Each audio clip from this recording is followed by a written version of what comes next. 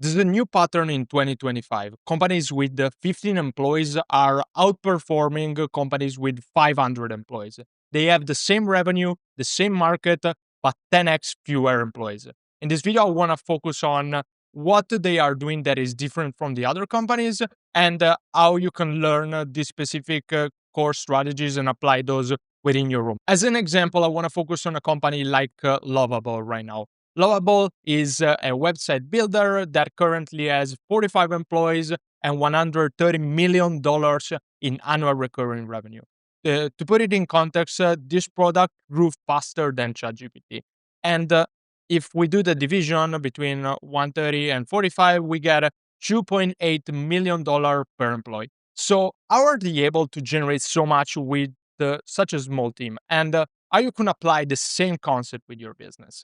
The first idea over here is end-to-end ownership. So what I added over here is an example of what is the process that it takes to launch a new feature into a business into production. You go from having an idea to speaking to the project manager that will build the spec for that specific idea. The designer is going to build the design. The engineer is going to code that. Then you have QA, the person responsible for testing everything out.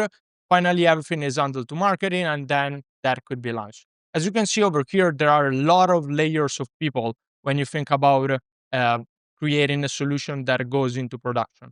And so this means having 6 different people, having multiple handoffs, having 4 to 8 weeks from having the idea to shipping that to production, and a lot of additional hidden costs that are present over here because when the PM creates a specification and this is passed by the designer, they lose a little bit of context along the way, and then a little bit of context is lost at every single step over here. So no single person has the context that the idea guy had at the beginning. Meanwhile, right now, what happens with Lovable and with AI native business is that a single person can own an end-to-end process or the end-to-end process of creating something. So a person could create specs, could design a product, could vibe code an initial solution, could QA that, could create the marketing assets for that, and ultimately also could launch that. And so that means that you can speed up the process it takes to put some ideas out to 3 to 5 days, for example, because that person doesn't need to hand over stuff to other people, doesn't need to have revision with other people, doesn't need to lose context along the way because he is responsible for the full project.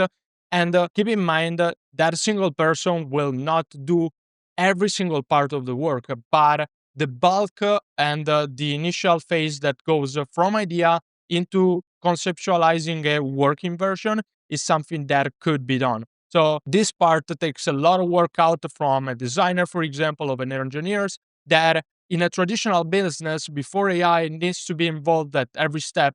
Right now, the person could spin up a design, spin up some code, and create an initial idea before having that fully created. So this is what enables a business to go very fast and create these kind of teams. Next up, we have velocity over perfection. Here, you can think about 2 different areas and 2 different ideas. On one side, you have the big reveal disaster, and on the other side, you have rapid validation cycle. So, this is an example that comes directly from my own business and what could be a traditional approach and the AI enabled approach. So, if we were to build a traditional automation using a development approach, what could happen is we need to build out the complete automation. We need to test that out internally for weeks, document everything, and then finally present and ship the finalized product. And then what could happen is a client finds a bug or finds a problem, and then it says, you spend all this time developing, and at the end, this doesn't work. So this could create a little bit of friction between client products. Meanwhile, in the AI enabled part, what we can do is we can build the initial flow very, very fast, and we can already test it out with initial client data to see what are the different things that are coming up from there. And so the client becomes an active part in the process, and we can adjust everything based on the actual workflow over there. In this way, We don't need to build, never show anything to a client and then show something at the end. But instead, we can build something very quickly because AI enables us to do that and then show the final part into the client. This also makes it so the client is present in the process of iterating and improving the product itself. At the beginning, the cost of making mistakes was very high because it needed a lot of time to recreate different features and reprototype different features. Right now, what you can do is you can spin up an automation really quickly. You can spin up a different marketing product marketing asset really quickly, and then you can evaluate that with the client or evaluate that internally with the team and do this kind of rapid validation cycle. Next off, what we have over here is the collapse of management layers. If you think about a traditional business, a traditional big business, they have multiple layers of people involved over here. So you have a CEO, you have a senior vice president, a vice president, a director, and what happens at each of these layers is that there needs to be some kind of translation, some kind of digestions of information for each of these different layer over here. And meanwhile, right now with new companies, with company like Lovable, what happens is you have a head of a specific department, and then you have a lot of individual contributors within that specific structure. The reason for that is that AI translates context. And so something that could be a technical document could be put into AI and said, hey, please transform this document into something that is readable for higher ups in the organization. And so that becomes more easily readable. And that eliminates all this kind of layer of translation that are happening across here. On top of that, when people own every step of the process, they don't need any specific coordination.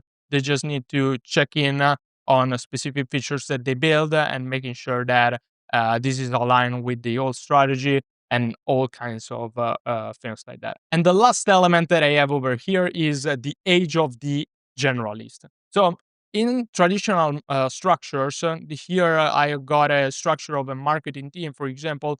You have different specialized figures for each specific role. So you would have a brand expert, you would have a pay performance expert, and so on. The reason for that is you had specialists because one person couldn't know anything at the moment.